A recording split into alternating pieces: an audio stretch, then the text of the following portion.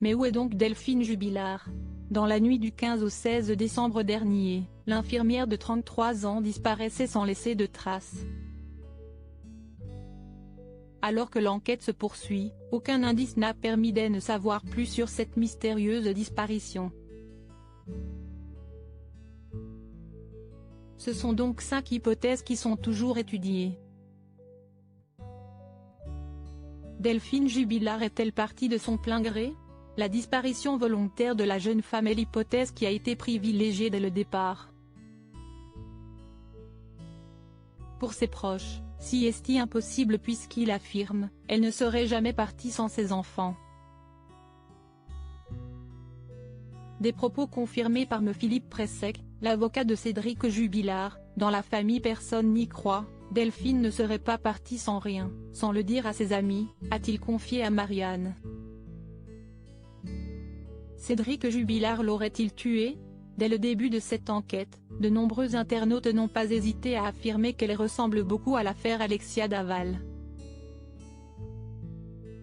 En effet, Jonathan Daval avait joué les maris meurtris durant plusieurs mois avant d'avouer être à l'origine du meurtre de son épouse. Cédric Jubilard fera-t-il de même? Bien sûr, tout le monde s'interroge, a avoué Philippe Pressec avant d'affirmer. Non seulement rien ne permet de l'incriminer, mais les jours passant, et compte tenu des énormes investigations mises en œuvre, on peut penser que cette piste est en train d'être écartée.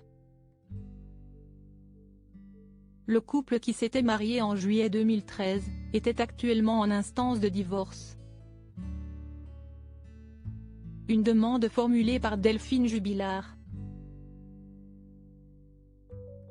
Toutefois, Cédric Jubilard n'a pas hésité à affirmer à plusieurs reprises que leur relation était au beau fixe et que tous deux s'entendaient très bien.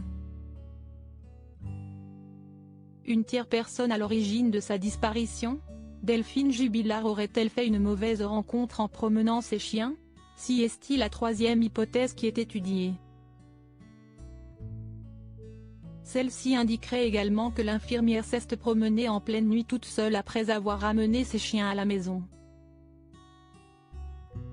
Pour Pressec, dont les propos ont été rapportés par Marianne, si est impossible. Aucun rôdeur ne se promène dans le coin, personne ne va rôder à Cagnac-les-Mines, déclare-t-il. Ou alors serait-ce le coup d'un amant?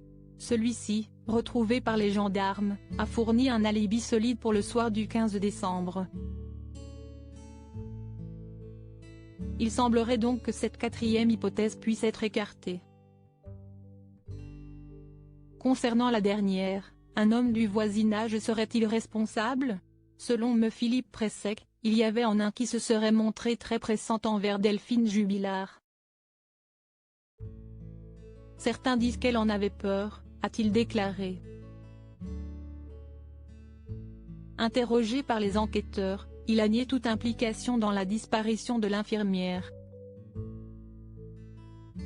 La dernière trace de la jeune femme alors que l'enquête se poursuit, aucun indice ne semble indiquer où elle peut se trouver. Interviewé par Paris Match le 1er février, Philippe Pressec a déclaré que l'infirmière est sortie dans la nuit puisque des chiens ont été utilisés pour la pister et ont perdu sa trace à quelques centaines de mètres du domicile. Cependant, aucune trace de pneus ou autre n'a été relevée. Alors que l'inquiétude est grandie, Delphine Jubilard reste introuvable.